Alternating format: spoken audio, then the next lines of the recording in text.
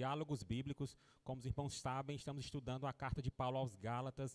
Hoje vamos encerrar o capítulo 4, então já deixe aí a sua Bíblia aberta. Sempre lembre que a nossa programação é interativa. Você pode colocar aí suas opiniões, suas perguntas. Na medida do possível, nosso time de pastores vai estar respondendo a todos vocês, tá? Participe, tá? Capítulo 4, a partir do verso 21, tá? Então já deixe aí sua Bíblia aberta. Aproveite também esse momento para compartilhar o link do nosso culto, convidando pessoas para estar junto com a gente, aprendendo um pouco mais da palavra do Senhor Jesus, tá? Já vejo que já tem alguns irmãos aí no chat, deixando a sua saudação. É sempre um prazer saber que o irmão está participando aí com a gente, tá? Você que está nos visitando, seja sempre bem-vindo. Deus abençoe sua vida. Deixa eu dar meu boa noite também ao nosso time de convidados dessa noite. Boa noite, pastor Mano Góes. Boa noite, Tiago. Boa noite, pastor João Paulo. Boa noite, Gelson. Boa noite, igreja. Todos vocês que estão nos ouvindo também, o nosso boa noite. Prazer estar mais uma vez aqui, partilhando a palavra de Deus, fazendo esse diálogo aqui com o texto, com os nossos amigos e principalmente com vocês. Desde já a gente reforça aí o pedido das perguntas, das intervenções, porque nos ajuda bastante. Deus abençoe a todos. Amém. Boa noite também ao nosso querido pastor João Paulo Quintela. Boa noite, pastor. Fala, Tiagão. Boa noite. Boa noite a você que nos acompanha presencialmente e também de forma online. Vem fazer com a gente esse diálogo acontecer, né? A gente vai trocando ideias. Boa noite, Mano Góes, Cícero Gelson, que tem nos ajudado também nas últimas quartas-feiras. Então é isso. Preparar nosso coração para mais um estudo especial em Gálatas, capítulo 4.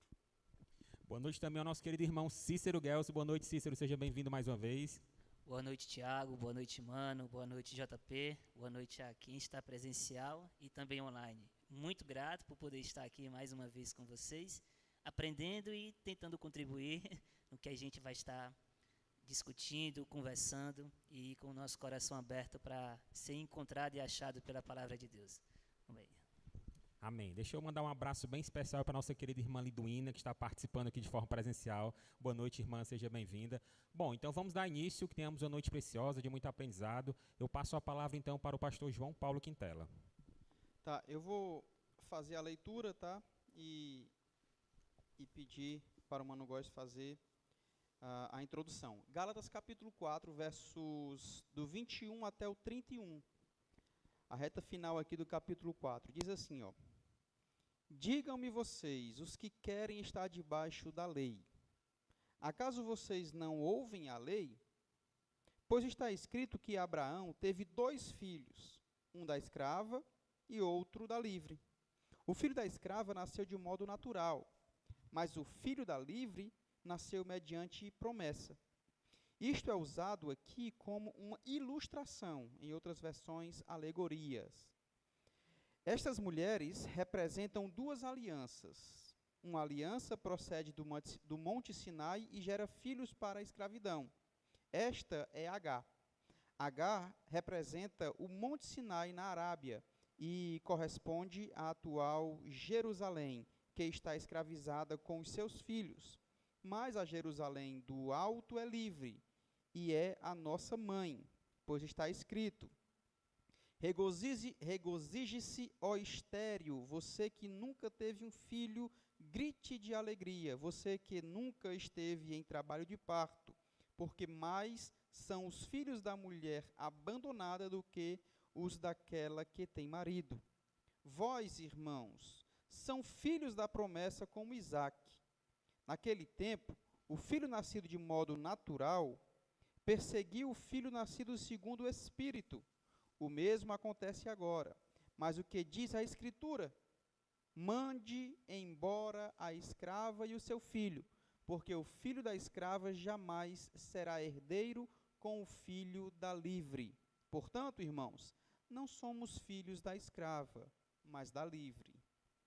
Amém. Pastor Mano Góes vai fazer uma introdução para a gente iniciar o nosso estudo de hoje. Boa noite.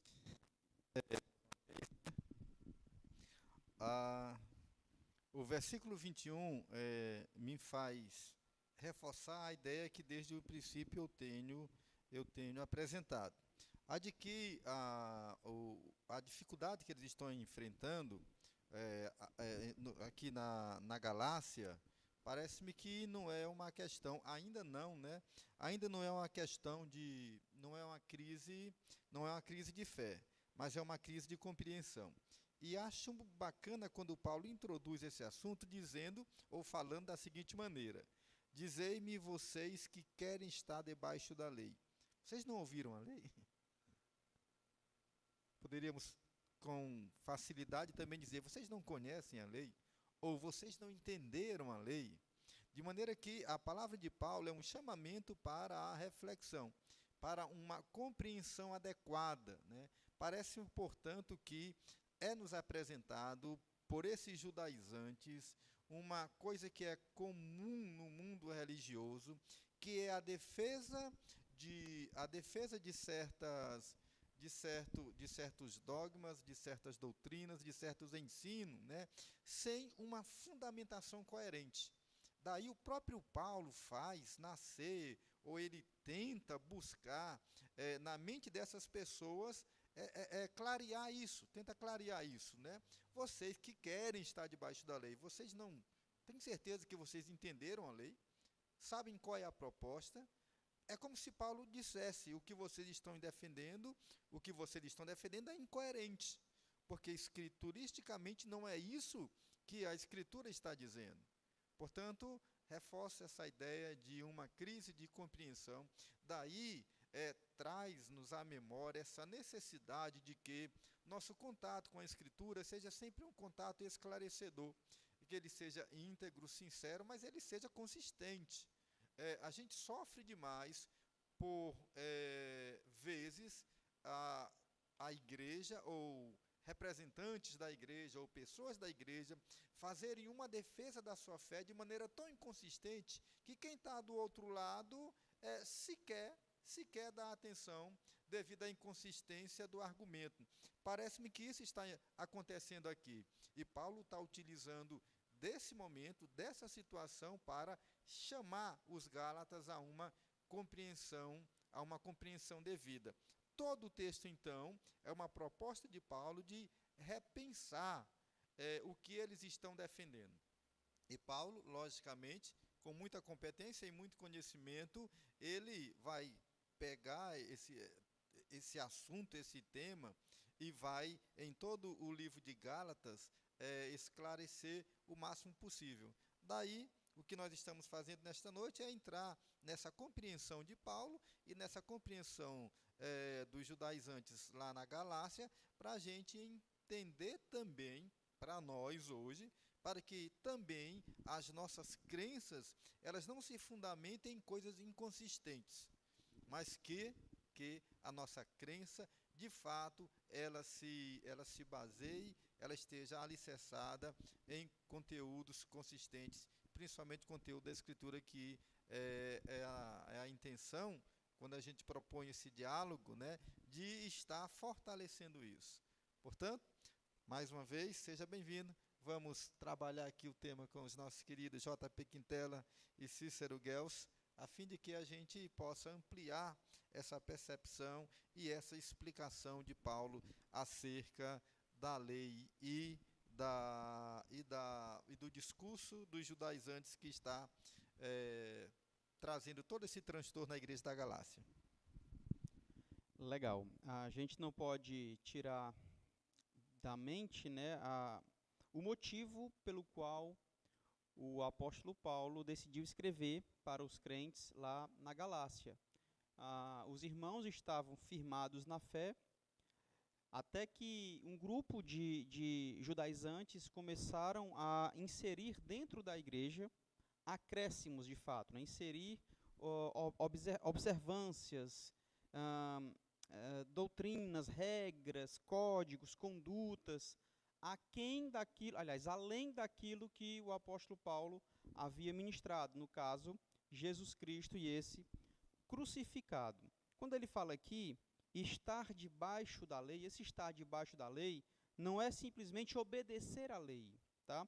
Estar debaixo da lei, como nós já falamos em outro momento, é depender dessa observância para se apresentar diante de Deus, para receber de Deus o benefício, o favor. Quando ele fala estar debaixo da lei, ele não quer dizer simplesmente que nós não devemos seguir a lei ou buscar observar a lei. Ele está falando, vocês que querem depender da lei para se encontrarem favoráveis a Deus, não é por aí.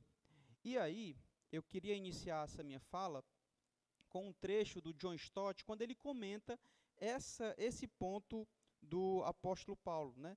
Primeiro, essa sacada do Mano é muito interessante. Quando ele fala, gente, vocês querem isso daqui, mas, sinceramente, vocês já pararam para pensar se é isso que vocês querem? Ou como seria vocês vivendo dessa forma?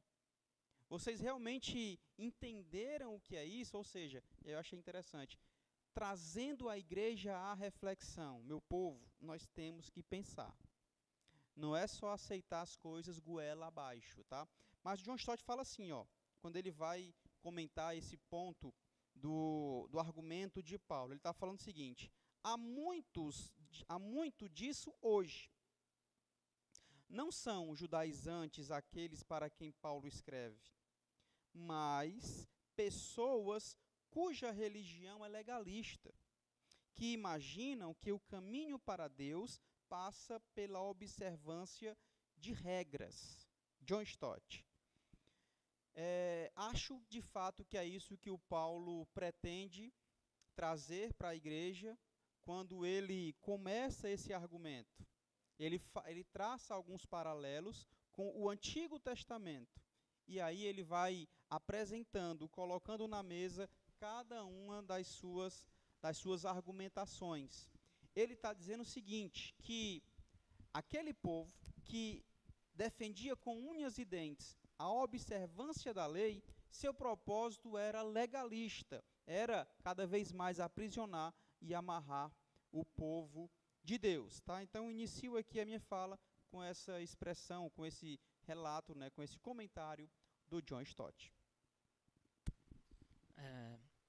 Tentando para contribuir, quando a gente fala de início logo esse pedido de Paulo para que os Gálatas tragam em si uma reflexão mediante essa observação, né, que está sendo instruído, que está sendo se implantando dentro da igreja, é justamente isso, que a gente possa ter o cuidado de não se apegar a pequenos detalhes. O Jenny Peterson, na Bíblia a Mensagem, vai dizer, vocês que são vidrados na lei.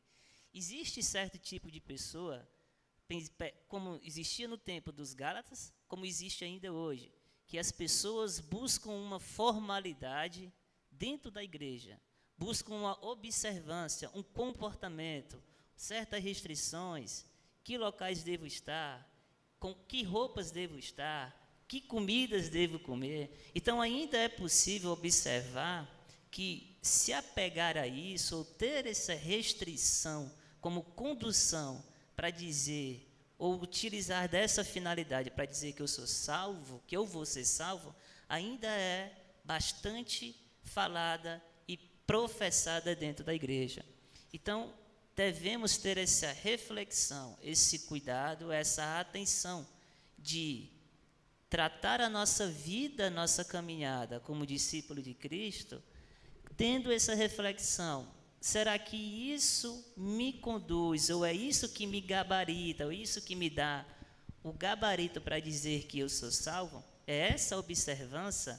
Então, na priori, né, cuidado para a gente não ficar vislumbrado ou vidrado nesse apego à observância minúscula do que a lei pode me proporcionar como uma imagem, como uma figura.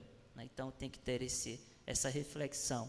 Estou indo nessa mesma proposta que o Mano falou. Gálatas, façam uma reflexão dessa ideia do que vocês estão querendo se apegar, nessa observância minúscula do que a lei. É isso aí. Legal. Tem um ponto aqui no versículo 22.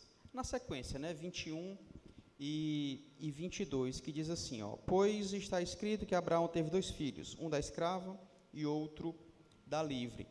A gente conjectura, né, de que um dos argumentos lá dos falsos mestres era que eles eram filhos de Abraão. Isso a gente vem falando já nos capítulos anteriores, inclusive. E por isso eles precisariam, crer em Cristo. Porém, precisaria observar toda a lei para que se fizessem filhos e herdeiros de Abraão. Paulo está dizendo: meu povo, vocês querem estar debaixo da lei, mas vocês não ouviram, não entenderam, não refletiram na lei, não. É justamente o contrário. Quando vocês creem em Cristo, vocês não precisam mais cumprir toda a lei. Vocês não têm mais a obrigação, porque o favor de Deus é o próprio Cristo. Ou seja, quando você quer acrescentar à sua fé algo que te faça merecedor de alguma coisa, automaticamente você perde a condição de filho e herdeiro de Abraão. É isso que o Paulo está falando como um argumento contrário àquilo que os falsos mestres tentavam incutir na mente dos cristãos lá da Galácia. Legal. Alguns irmãos comentando aqui no chat sobre o áudio, dizendo que está baixo, outros que está normal. Vão nos atualizando aí, tá? Se está tudo ok. Lembro também que você pode estar enviando aí suas opiniões, suas perguntas, tá? No chat, ou a igreja pode estar enviando direto pelo WhatsApp, sem problema nenhum. Eu já recebi uma pergunta que diz assim: qual o significado ou o que de fato Paulo quis transmitir quando ele usa de ilustração a história de Abraão?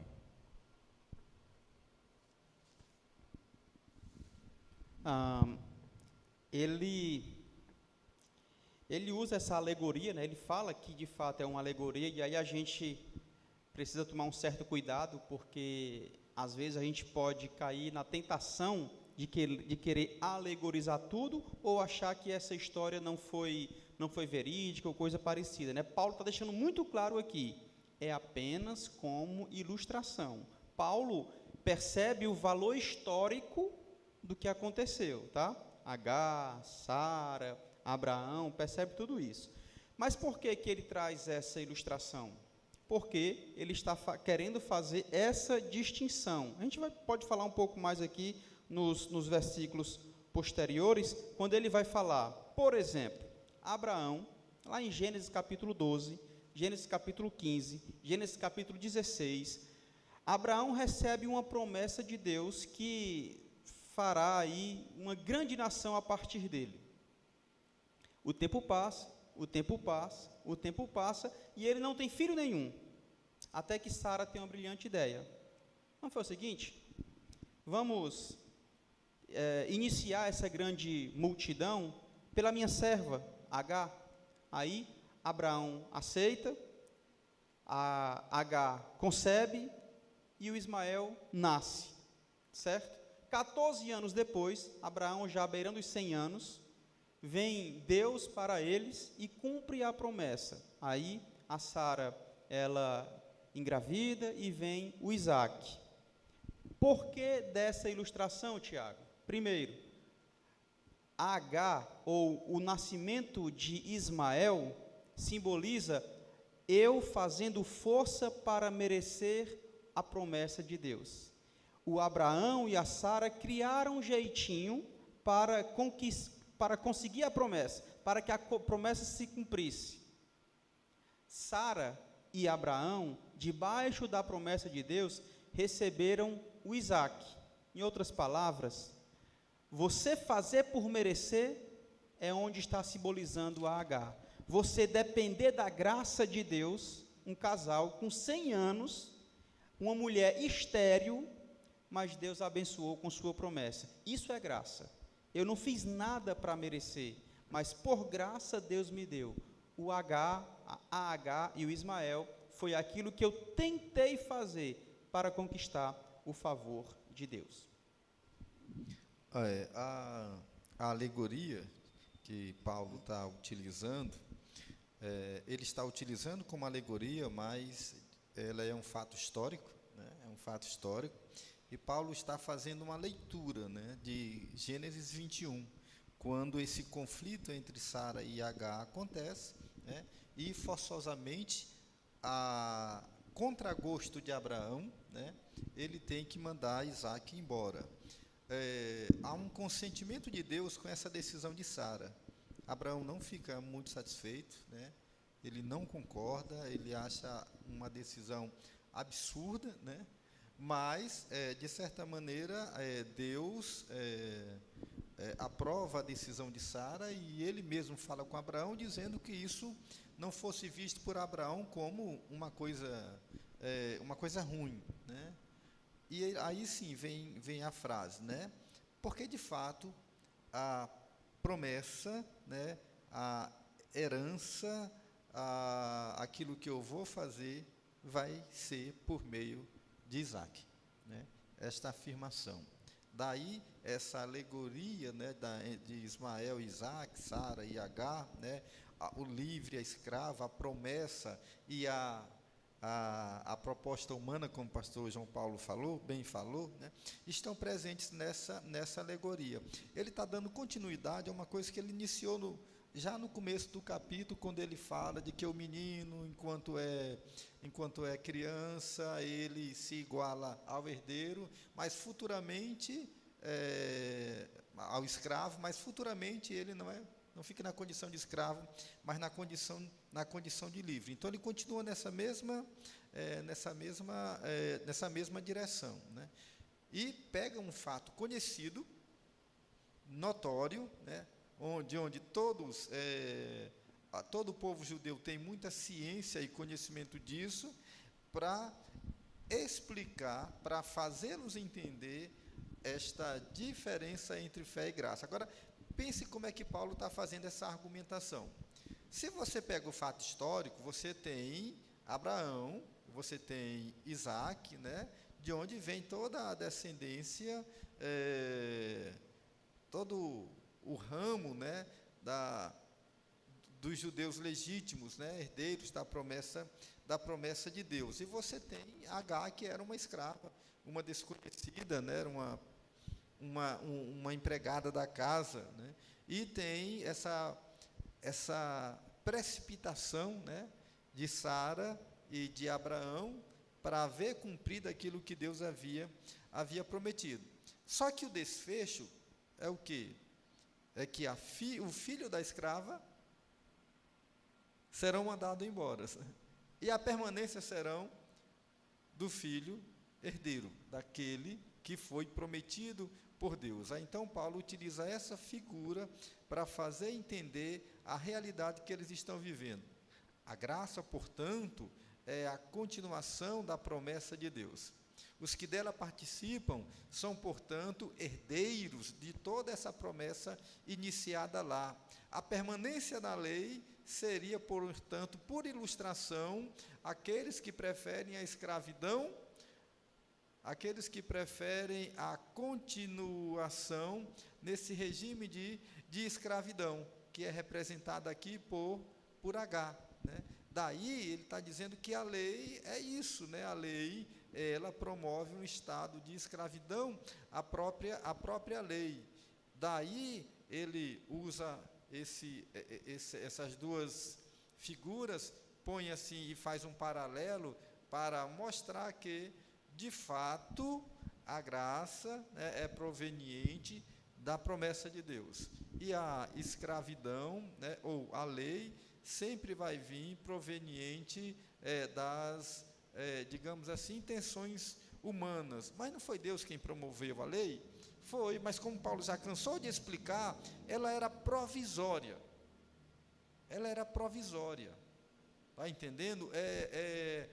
Digamos assim, para cumprir um tempo quando ainda não há entendimento, compreensão, né? É um tempo ainda um tempo infantil da vida, é um tempo onde você ainda não compreendeu as coisas como deveria compreender, onde você vive o tempo de menino. Então Paulo está insistindo com todas essas imagens para fazê-los entender que eles estão vivendo em um tempo novo, que é o tempo da graça de Deus, e tudo aquilo que tinha atrás, que passou e que está atrás, já disse ele, é coisa rudimentar, é o início, é o começo. é como se ele dissesse, vocês não avançaram, não cresceram, vocês estacionaram, e o projeto de Deus continuou crescendo, e vocês precisam acompanhar isso.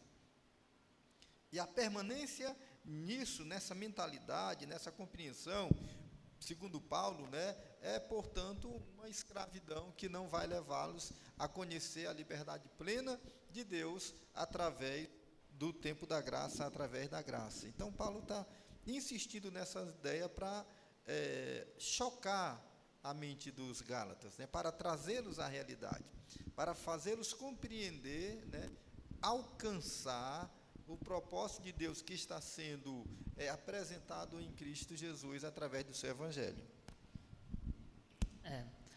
Parece que o Paulo, diante dessa reflexão e toda essa bem explicação, mas trazendo para hoje, ou então, naquele momento, parece que a lei para os judeus, ela me dava uma performance, ela me dava uma maneira de dizer para mim que eu sou apto a ser salvo, porque eu sou obediente à lei, né? Então, a lei gera essa sensação em nós de que quando a gente supostamente acha que corresponde à altura do que a lei me pede, ela me dá essa sensação, eu estou apto, eu sou capaz de me salvar. Só que a lei, ela cobra de nós algo que não temos capacidade humana para responder à altura que ela pede. E a graça, Cristo, é isso, é esse favor, é essa vida, esse cumprimento da lei, né, oferecida na pessoa de Cristo. E aí, na pessoa de Cristo, eu posso dizer que a lei está cumprida. Não por esforço meu, mas por esforço em Cristo. Só que, trazendo, acho que a mesma complexidade que os judaizantes tinham e estavam querendo colocar para os Gálatas, a gente ainda sofre hoje. Se a gente perde a lei, como a gente vai se movimentar? Como a gente vai andar? E aí eu acho que aí é onde a gente pega. A gente pode até compreender, ter um processo de entendimento da lei. Mas como a gente vai se movimentar? Como a gente vai se transitar? Não temos mais algo para se locomover, entre aspas. Mas só que aí temos a pessoa de Cristo, né? Cristo sobrepôs a lei. Agora a gente não tem mais a lei para nos orientar. A nossa orientação é desenvolvida pela pessoa de Cristo. Então, muda o nosso patamar, muda a nossa maneira de conduzir a nossa vida. Não é mais sobre fazer isso ou não fazer isso. É sobre como Cristo fazia, como Cristo fez, o que Cristo andou, né? Como Cristo se comportou diante de certas atitudes. Então, a nossa vida como cristão, como discípulo, agora é muito mais desafiadora e muito mais em certa, entre aspas, exigência, porque o nosso patamar agora está na pessoa de Cristo, não mais numa lei. Isso foi rudimentar, né? Isso foi o início. Então, é essa dificuldade que tanto os judaizantes tinham e estavam querendo, e a gente ainda sofre hoje quando a gente fala de graça. Algumas pessoas ainda ficam perdidas. Como é que eu vou me movimentar? O que é que eu vou fazer? Olha para Cristo, né? Então, acho que fica essa dificuldade, quando a gente fala de lei e graça. Cara, eu acho que o Mano Góes e o Gelson também podem falar melhor do que eu, né? A partir dessa atitude de Abraão e Sara, juntamente com H, veio Ismael, e essas guerras que acontecem ainda hoje é resquício disso, né? Resultado de tudo isso. E aí, pegando isso aí, né, eu estou lendo o livro do Laurentino Gomes, que ele fez em parceria com o Osmar Ludovico, que é O Caminho do Peregrino. E ele fala, ele é um historiador, cristão também, mas antes de se converter, ele conseguiu essa compreensão, ele conseguiu esse entendimento. Essa guerra que o JP citou entre os judeus, né, os hebreus e os árabes, é justamente referente a essas duas alianças, né? Os árabes, descendentes de Ismael, e os hebreus, descendentes do filho da promessa. Então, eu acho que a gente hoje consegue ter essa compreensão, mas não consegue, como se movimentar com essa compreensão. É isso aí que poderia... Pronto, então, essas guerras que ainda acontecem lá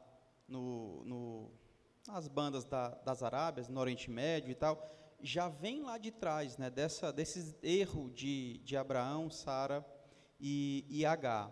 E aí, se eu quisesse, não, eu quero aplicar para a minha vida e para a sua vida também, a gente pode aplicar da seguinte maneira, né? Quando a gente não descansa em Deus, quando a gente não acredita e confia na promessa, no cuidado de Deus, a gente vai tentar fazer do nosso jeito e tentar fazer com que nós sejamos os nossos próprios salvadores. E isso é um perigo. A gente tenta fazer do nosso jeito, aí vão aparecer aí alguns filhos sem ser da promessa, talvez algum Ismael, e aí, consequentemente, vem guerras, destruições, desastres, de forma física, emocional, espiritual. Então, que a gente consiga viver dependendo da graça, viver dependendo de Deus, descansando em nosso Deus, para que a gente não venha fazer como Abraão fez. Falhamos, erramos e destruímos algumas coisas que Deus havia preparado para nós. Alguns comentários aqui no chat. Raimundo Vasconcelos diz: bênção, diálogos bíblicos é definitivamente edificante. Francisca Vasconcelos comenta também: diálogos bíblicos é uma explanação da palavra, muito enriquecedor. Eu recebi outra pergunta aqui no WhatsApp e diz assim: Isaac nasceu pela fé na promessa de Deus. Nesse sentido, Isaac foi um antepassado espiritual de todos os que buscam a salvação por meio da fé nas promessas de Deus em Cristo?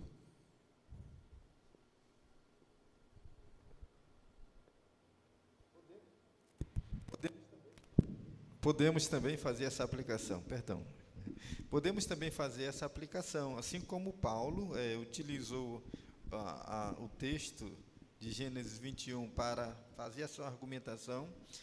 Parece-me que é isso que Paulo está querendo dizer. Existe uma coisa que antecede a lei, até porque no tempo de Abraão não existia lei.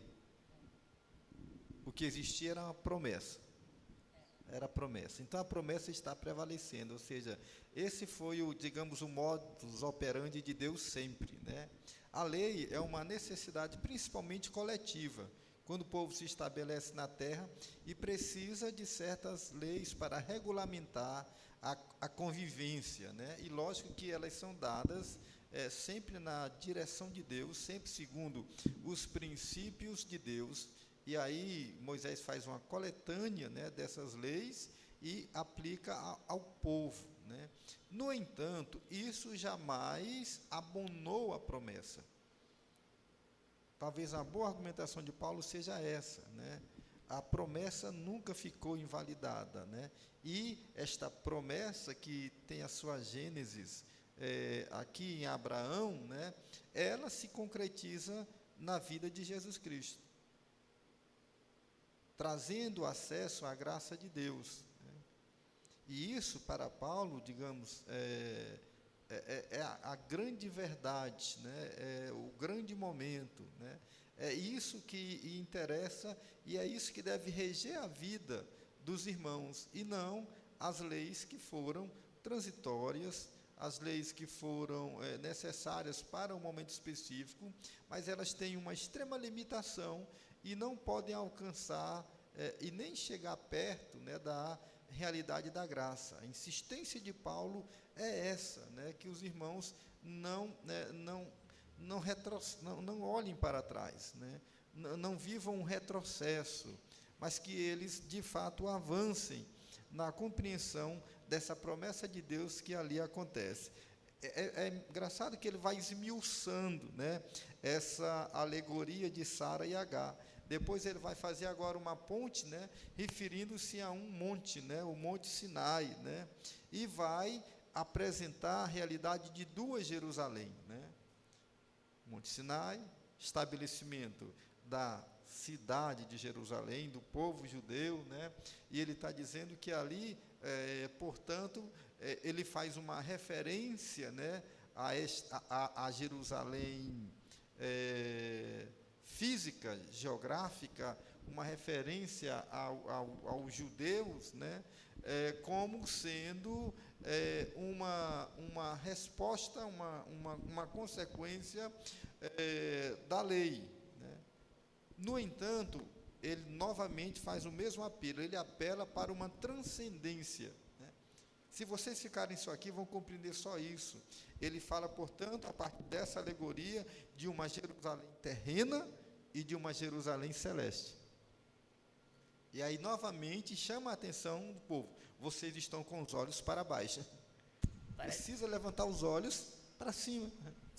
Parece que Paulo está tentando dizer é que a transcendência é que conduz a terrena. Acho que seria isso, que fica melhor de a gente entender. Porque se a gente ficar muito pego ao aspecto físico, a gente vai ficar escravo, né? E aí Paulo cita um momento do povo hebreu que está sendo escravizado por Roma. Então vocês têm que deixar que o transcendente, que a verdade espiritual conduza a vida de vocês aqui na terra, aqui nesse espaço terreno. Exatamente, ele faz isso muito bacana. Ele diz assim, de modo bem claro, né? Esta H é Sinai, um monte da Arábia, que corresponde a Jerusalém que agora existe. Portanto, a Jerusalém do seu tempo, a Jerusalém política, né? A polis, né? Ela é escrava com seus filhos. Olha a sacada de Paulo, né? Essa Jerusalém que vocês insistem tanto, que é sagrada, que é fundamento para a fé de vocês, que vocês estão guardados, que foi o que Deus prometeu. Bom, como é que você explica isso? Hoje ela é escrava do Império Romano, né? Então, o que há de extraordinário nisso, né? É como se Paulo perguntasse, né? Vocês insistem tanto nessa genealogia aí, ela está produzindo hoje escravidão. Aí a questão da transcendência, né? A nossa Jerusalém é de cima, ela é espiritual. Quero levar vocês a essa compreensão, mas vocês estão insistindo na ideia de uma crença limitada e de uma crença que está aprisionada, né, a essas questões legais, deixando de ver a Jerusalém verdadeira, a Jerusalém espiritual, a Jerusalém que, segundo ele, no verso 26, ela é de cima, ela é livre, ela é mãe de todos, né? Ou seja, é uma categoria de excelência, é uma categoria de transcendência, é uma categoria de uma outra compreensão. Paulo, portanto, insiste nisso, de que a mentalidade deles está diminuída, e eles precisam avançar e compreender a maneira correta, que seria a maneira da graça de Deus, né? A maneira do Evangelho, e deixar esquecer, ou pelo menos secundarizar a questão da lei. Não seria um desprezo à lei. Paulo não está propondo isso. Ele não está querendo desprezar a lei. Ele quer dar à lei o seu papel, que é um papel, e a graça, o papel devido dela. Eles estão querendo inverter isso, e Paulo diz: está errado. Está errado, né? A lei cobre o papel limitado, papel provisório, para que pudéssemos a nossa compreensão de hoje, que é a graça. Sim, a graça, ela é ilimitada, ela é permanente, ela é salvadora. O Paulo está falando muito de graça aqui, né? Do começo ao fim ele está falando sobre graça, inclusive quando ele cita esses exemplos de Abraão, Agar, Sara, Isaac, Ismael, ele tem a ideia de que Abraão mude o foco da sua fé. Aliás, mudou o foco da sua fé. Antes, o Abraão, ele estava preocupado com o que ele deveria fazer para que a promessa se cumprisse. No segundo momento, ele confia na promessa e recebe, de fato, aquilo que Deus havia te prometido, ou lhe prometido.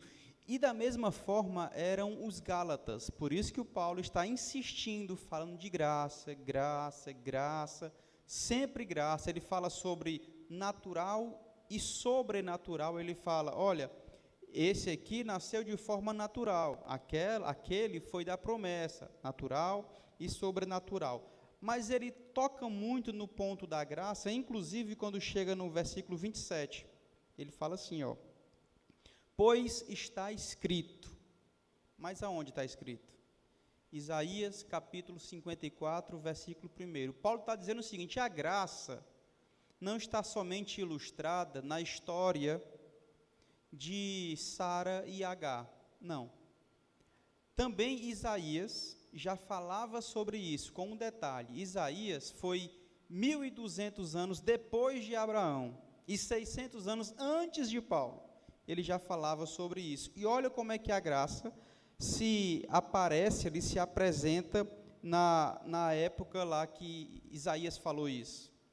O povo estava exilado, o povo judeu estava escravizado, exilado na Babilônia, e totalmente desiludido, totalmente sem acreditar que teria de volta o seu país, a sua terra, a sua condição.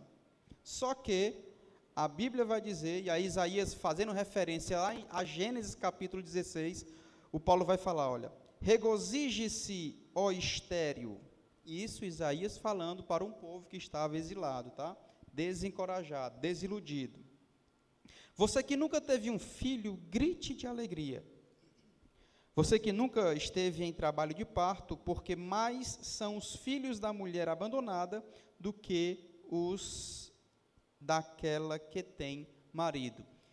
Paulo cita Isaías, que citava Gênesis capítulo 16, falando justamente dessa situação onde a graça de Deus repousou sobre a promessa. Mais uma vez, Paulo dizendo que a escritura do Antigo Testamento, a lei, ou seja, a vontade de Deus sendo feita, já falava de graça. Não adiantava o povo potente, poderoso, forte, a mulher que tinha filhos cheia de orgulho, soberba, achar que poderia ser mais importante. Ele está falando, não, essas nações que estão dominando o seu povo vão perecer. Então, alegrem-se, Israel, alegrem-se, porque vocês, é como se Paulo estivesse citando isso, né? Mais uma vez, interpretando da seguinte maneira: agora que vocês estão exilados, impotentes, fracos, agora sim, chegou a hora de a graça repousar sobre vocês. Citando mais uma vez, repito, Israel lá atrás, milhares de anos, centenas de anos atrás, falando que quando ele se fez fraco, quando ele estava impotente, quando ele estava aprisionado, precisaram da graça, e a graça de Deus foi sobre ele. Mais uma vez, Paulo fazendo paralelo entre o que eu faço quando sou forte, o que eu faço quando sou bom, o que eu faço quando sou inteligente, o que eu faço quando eu sou capaz, não é o suficiente quando eu não faço, mas recebo a graça de Deus. Mais uma vez ele fala sobre isso. Legal, João Paulo. O Paulo falando aí me fez como Paulo é capaz na argumentação. Neste versículo ele aponta uma tripla aplicação, né? 3 momentos importantes quando ele utiliza esse texto, né? Está escrito: alegra-te, estéril, porque que não dá luz, esforça-te, clama, você que não está de parto, porque os filhos da solitária são mais do que os filhos do marido. Você tem originalmente a história de Agar e Sara, que está inserida nesse texto, você tem a profecia de Isaías, e você tem o momento presente que eles estão vivendo, né? Então, Paulo pega aqui passado distante, passado mais próximo, né? e o momento presente, né? E em todos esses momentos se faz a mesma aplicação.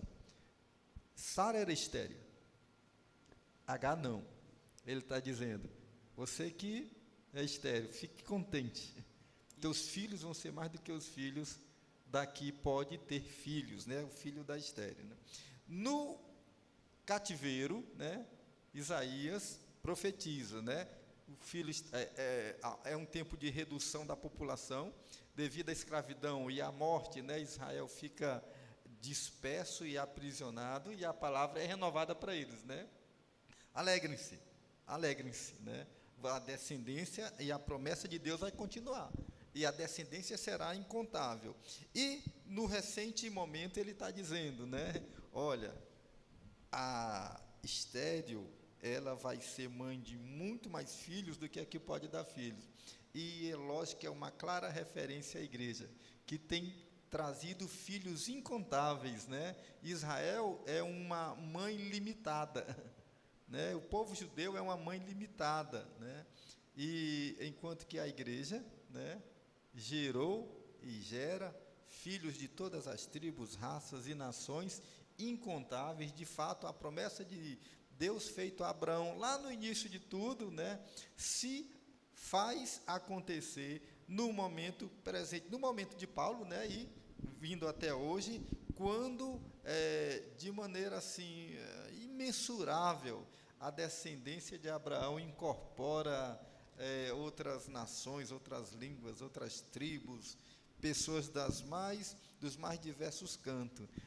É bacana compreender isso e entender essa linguagem de Paulo, né? Ele pega, portanto, o texto e faz o texto caminhar e englobar todas essas realidades. Aproveitar e mandar um abraço aqui para o Tiago, para a Kelly, né? A princesa deles, a família completa. Faltou só o Tom, né? Abraço, Tom, se estiver vendo a gente em casa, né? Deus abençoe vocês. A pergunta, tem como tu ver a pergunta, Tiagão? Só para a questão da... A pergunta diz assim: Isaac nasceu pela fé na promessa de Deus. Nesse sentido, Isaac foi um antepassado espiritual de todos os que buscam a salvação por meio da fé nas promessas de Deus em Cristo? Nessa ideia da fé, a gente pode perceber que, pegando essa mesma ideia, né, ainda, né, dessa estéreo, né, é como se a fé sempre fosse gerada por Deus em nós. A gente nunca teve fé. A fé sempre partiu de Deus em nós. A fé foi sempre Deus demonstrando sinais de que a gente deve ter fé nele, né? Porque a gente é filho da estéreo, filho da promessa. Bem-aventurados sois vocês, filho da estéreo. Então, fé, até a fé que a gente supostamente diz que tem, foi Deus que gerou em nós. Foi Deus que nos deu sinais verdadeiros que a gente pode ter fé nele. Então, a lei pode tem essa contradição de que a gente pode, dos nossos esforços, ter essa consciência de capacidade. Mas quando a gente olha para Cristo e olha lá para Gênesis 15, que é onde, naquela mediação da aliança, somente Deus passa, né? Que é uma simbolização, somente Deus está dando, eu vou fazer gerar fé em vocês, eu vou fazer de você, Abraão, pai de muitos filhos.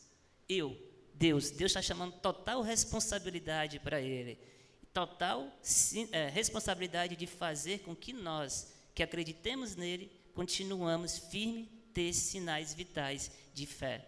Então, até a fé que a gente diz que ter, são sinais providos de Deus, né? Dessa promessa. Então, acho que nessa resposta aí, na promessa realmente graças a Deus que Deus é fiel à sua promessa. Ele tem capacidade, plena responsabilidade com o que ele cumpre. Porque eu não tenho fé. Até a fé que eu tenho é Deus que gera em mim. E aí a gente vai, sinal em sinal, desenvolvendo a fé que Deus vai gerando em nós, né? Então, acho nessa ideia de fé aí que a gente pode pensar. Entre a bela e fértil, Deus escolheu a estéril e velha para salvar o mundo, né? Foi a partir desse povo, né, que veio. Legal, vamos para mais uma rodada, né? Eu lembro que hoje estamos encerrando o capítulo 4 da carta de Paulo aos Gálatas. Eu volto a palavra então para o pastor Mano. Ele vai continuar a sua palavra, né? Digamos assim, que seria o ápice da argumentação dele no versículo 28. Nós, irmãos, somos filhos da promessa como Isaac. É como se ele dissesse, não sei por que é que a gente está insistindo nessa conversa, nós somos filhos da promessa, assim como foi Isaac. Não devemos estar limitados a uma escravidão, não devemos estar limitados a rudimentos, a argumentos, a normas, a leis, isso é muito pobre, né? Nós somos filhos da promessa, afirma Paulo, é a sua afirmação de fé, que deveria ser a afirmação também dos Gálatas. E ele aproveita e dá uma alfinetada aqui nos judaizantes, né? Porque ele vai dizer assim, ó, mas como nós, irmãos, mas como então aquele que era a geração segundo a carne perseguia o que era segundo o Espírito, agora também é assim, percebeu a alfinetada, né? Porque ele está remontando aqui a história dos filhos, de Isaac e de Ismael, porque tudo começou com uma briga de menino. Parece-me que Ismael ficou lá perturbando Isaac, que era menorzinho, né? E dizendo, eu nasci primeiro, né? A tua mãe não podia gerar, eu que sou filho do papai, né? Isso deu uma confusão grande, viu, gente? Abraão se indispôs com Sara, eles brigaram, Abraão não aceitou isso, né? Porque Sara, por conta da briga, Sara disse, manda essa mulher e esse menino embora, eu quero mais eles aqui, não. A gente viu muito essas brigas em casa, né? Aí, eu até brinco, né? Eu estou conversando com o Raimundinho, ele conta essa história para ele. Eu até brinco que essa questão de desentendimento entre marido e mulher, né? Até Deus, né? Fica assim. Porque Abraão chegou para Deus desanimado, chateado, não concordando, porque ela aceitou fazer isso e agora quer mandar o menino embora, e eu não aceito isso, e Deus disse assim, Abraão, fica tranquilo, nós nos resolvemos aqui, porque a confusão lá é grande, é mais fácil resolver entre nós dois aqui, né? E assim Deus permitiu, e ele dá uma alfinetada, relembrando essa história. Assim como o filho da carne persegue os filhos da carne, perseguem os filhos do Espírito, assim também é hoje. E essa aqui, lógico, é uma direta, né, para os judaizantes, dizendo, vocês carnais, né, com a mente carnal, não estão compreendendo o projeto de Deus, e fica percebendo, e fica perseguindo os filhos de Deus, que têm aceitado a fé, que têm descoberto o Evangelho, que têm vivido segundo, né, a proposta do Evangelho de Deus, e vocês ficam insistindo e provocando dificuldade, perseguindo a vida desses santos de Deus. O Paulo está argumentando argumentando contra os falsos mestres, né, que estavam pregando de que os bons é que poderiam se justificar, né, aqueles que faziam alguma coisa, de alguma forma eles estavam se tornando exclusivos, né, só esses é que podem, se fizerem isso, se observarem a lei, coisa e tal. Aí é como Tim Keller fala, né? O Evangelho também é exclusivista. Sabia? O Evangelho é simplesmente para aqueles que não são bons. Ele fala, ele também é exclusivista. Mas não é porque só os bons podem entrar. É porque é para os que não confiam em si, mas confiam no poder de Deus. Aí ele vai completar a frase, né? O Evangelho é exclusivista, muito mais inclusivo. Não existe algo mais inclusivo do que o Evangelho, sendo exclusivo no sentido de que o não bom, aquele que não confia em si, que não faz aquilo que acha que precisa, não faz por merecer a sua justificação. Em outras palavras, o Evangelho é para todos. Todos os religiosos, os não religiosos, os bons e os maus, os pobres e os ricos, todos dependem da graça de Deus. Todos, absolutamente todos dependem da graça de Deus. O intelectual, o sóbrio, o embriagado, todos dependem da graça de Deus. Nenhum desses são bons o suficiente para se justificarem diante do Deus eterno. Simplesmente isso. Nós dependemos da graça. Paulo está dizendo isso. Nós dependemos da graça. Essa palavra de João Paulo é importante porque vai que os críticos de plantão e os defensores dos direitos humanos estejam atentos à nossa fala e vão pensar, isso de fato é uma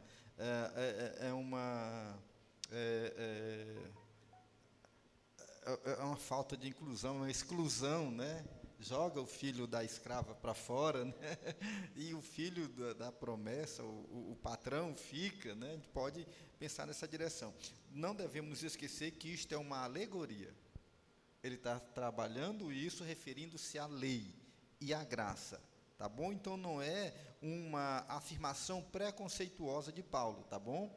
É uma alegoria, ele está alegorizando, ele está argumentando alegoricamente. A questão aqui não está diminuindo o filho da escrava e exaltando o filho do livre, do patrão, né? Ele está utilizando uma argumentação para falar da distância entre a lei e a graça, tá certo? Descarta-se a lei, né? Assume-se a graça, porque a graça, de fato, é divina, é livre, e ela é capaz de mudar a existência humana. Explicar isso para não termos nenhum conflito de compreensão, de entendimento, ou alguma crítica indevida ao apóstolo Paulo. Não, isso que o Mano falou e pontuou é bem válido, porque tem várias pessoas de plantões que sinalizam isso, né, e falam isso. Olha como Paulo está sendo um pouco tendencioso na sua fala. Mas Paulo está tratando e trazendo a momento, à tona, um fato que aconteceu, né? Foi dessa discussão, aconteceu-se que Agar e Ismael retiraram-se, né? Foram meio colocados para fora de casa, mas Deus falou, não, eu vou cuidar, né? Então, Paulo, utilizando-se desse fato que aconteceu, está dizendo isso: deixem a lei, esqueçam, mandem, vivam debaixo da graça, vivam mediante a pessoa, mediante a graça, a direção de Cristo, pois a lei só os tornará escravos, só os tornará escravo.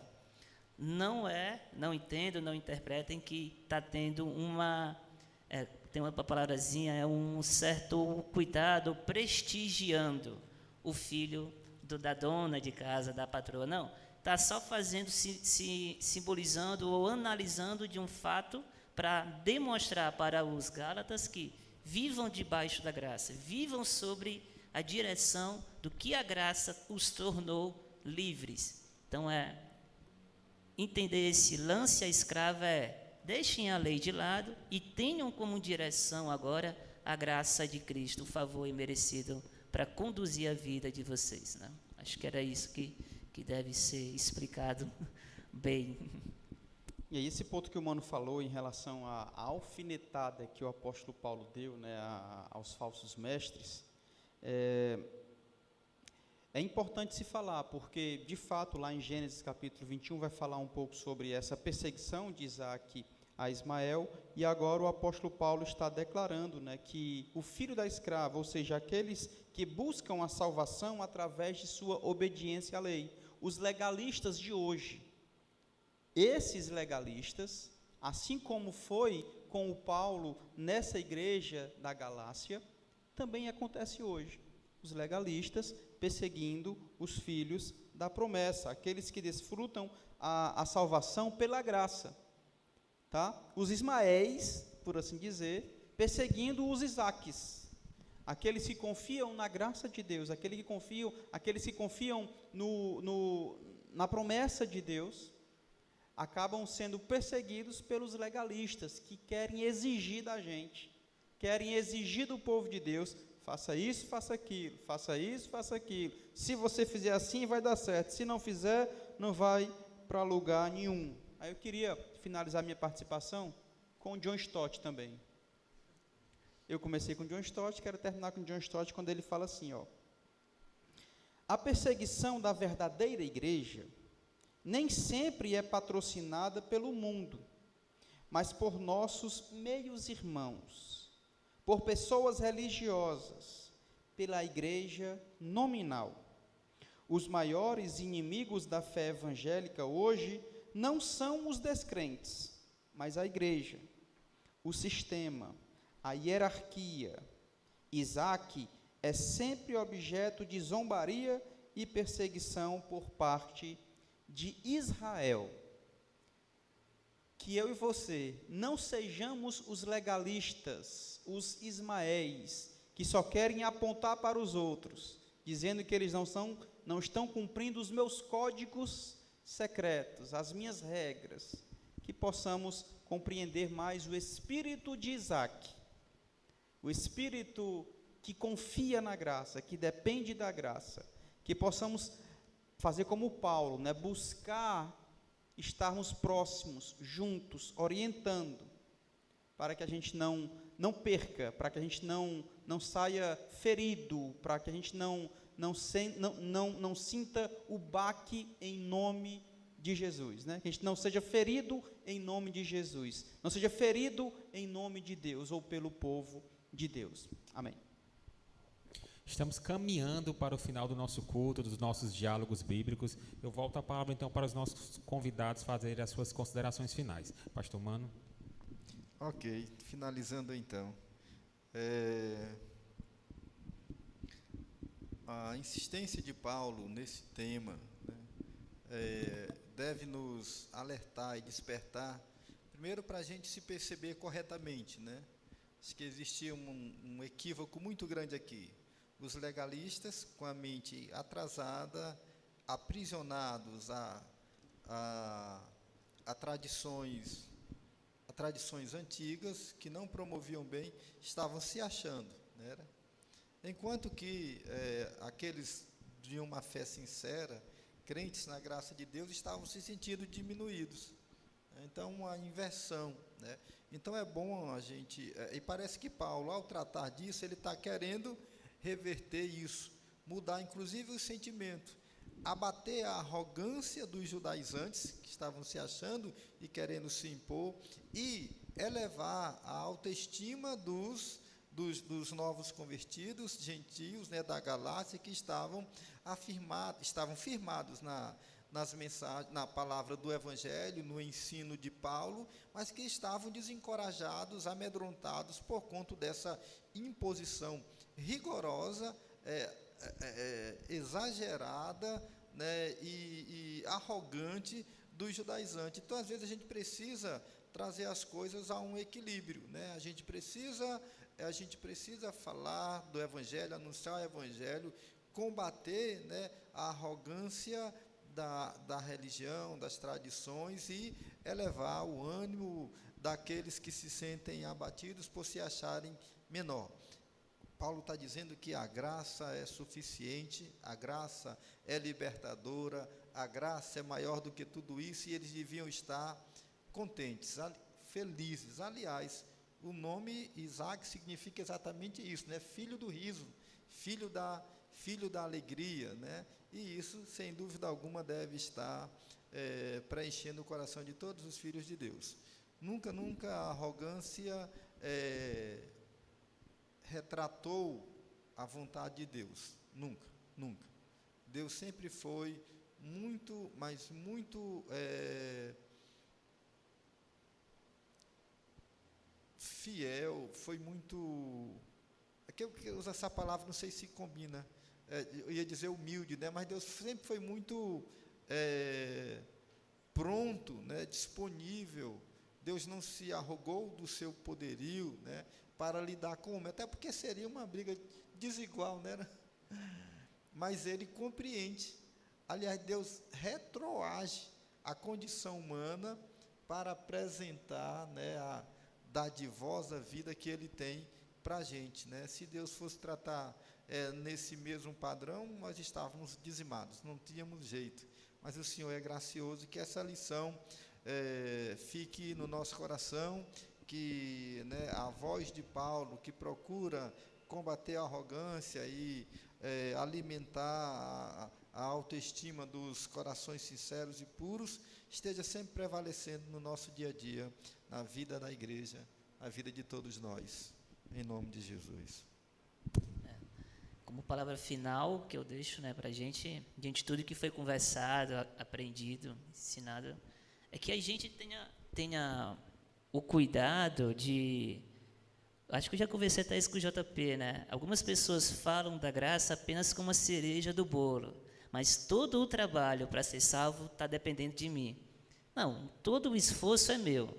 A graça é só a cereja do bolo, né? Aquilo ali só para dizer que, não, foi Cristo, mas todo o esforço, todo o cuidado, todo o empenho, toda a dedicação para ser salvo foi minha, foi meu suor, foi meu sangue que eu derramei. E a gente, às vezes, acaba se utilizando, só falando da graça, só para...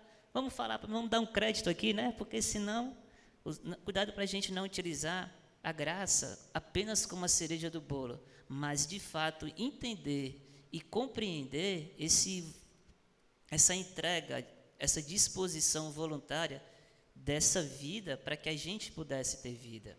e de fato a gente possa viver livre, como ele finaliza, né, esse capítulo no verso 21. E assim, irmãos, somos filhos não da escrava, e sim da livre. Que a gente possa ter essa compreensão, saber que a nossa caminhada, que a nossa vida como discípulo aqui é sempre dependente da graça de Cristo. Não é que a gente não deva, a vida da gente deve ser que nem estar numa escada rolante. A gente não faz nada para subir, ela que sobe a gente. E que a gente entendemos que a graça é uma escada rolante. O nosso esforço deve ser simplesmente, fica parado, deixa que a escada sobe você. A graça é isso. Está até uma reflexão do Ariovaldo Ramos. Ele fala isso. Entendemos a graça como uma escada rolante. O único esforço que a gente deve fazer é para ficar parado. Acho que isso dá até pedir demais, né?